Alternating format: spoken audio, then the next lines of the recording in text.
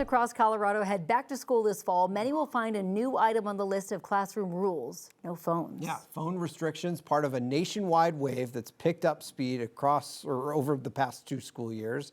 Our parenting expert, Dr. Sheryl Ziegler, joins us now to talk about this new ban on phones. Good morning. Good morning. So why are so many schools doing this? Well, they saw the outcomes of what having a phone around the kids were. They were highly distracted. There's more cheating incidences. They also have less attention span. And so teachers were really saying this is an obvious impact on the kids, and even including iPads as well, because it's really just like a big phone. So some schools were having kids work off of iPads, which was essentially access to social media, gaming. They're doing all kinds of things. Even in colleges, they say the students are shopping, they're on Amazon. So it's just way too distracting to have a phone.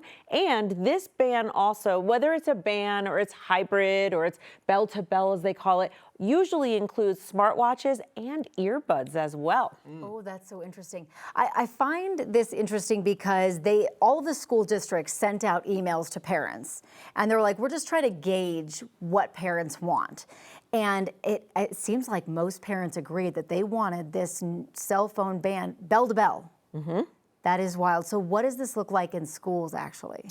Yeah, I will say, I think there is more of a majority thought that, yes, we understand the cell phones need to be controlled. They need to be controlled everywhere.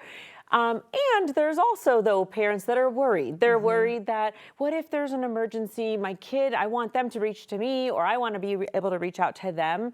And so I think what this looks like in schools really varies. So you want to ask, or you want to understand that terminology.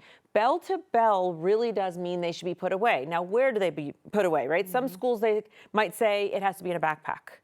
Well, we know they're going to get around that. Yes, some schools are going to say you walk in and there's going to be a center place and you're going to lock it there. And some are like, well, you can have it in between classrooms and you need to put it in a pocket. So it's going to vary. And I know that by July 1st, the public and charter schools in Colorado were supposed to submit their plans. So I think really for a parent to ask what is the policy and then to talk about it with your kid before the first day of school is really important. Yeah, you were talking about the AirPods thing. I see kids nowadays who are they always have headphones on, or they're the noise canceling ones. And I'm like, how can you take part in society with everything shut down?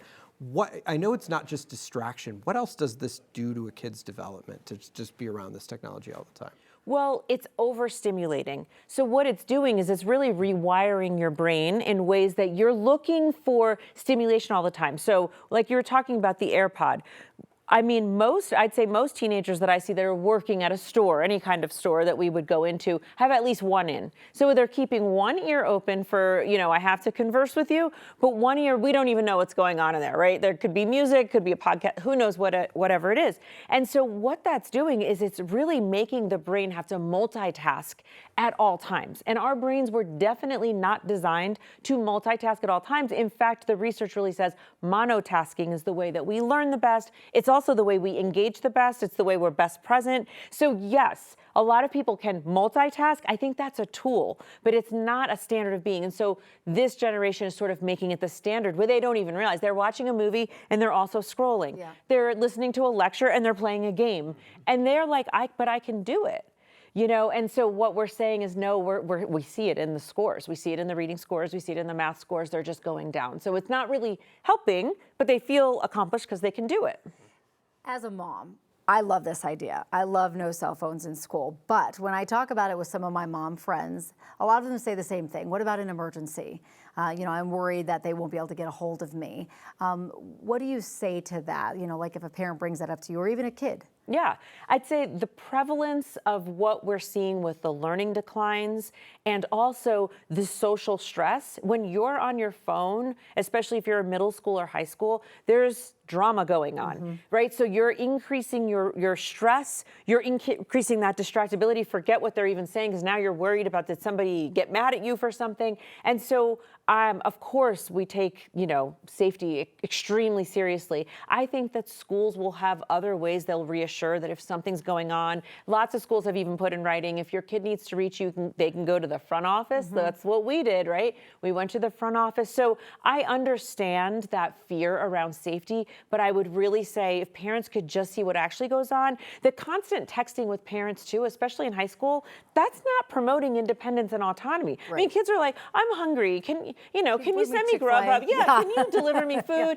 It's just this offloading of stress onto their parents all throughout the day. So I think, let's be honest, by and large, the vast majority of communication is not about an imminent risk, is really about, I'm bored, I'm hungry, can you call me out early? What are we having for dinner?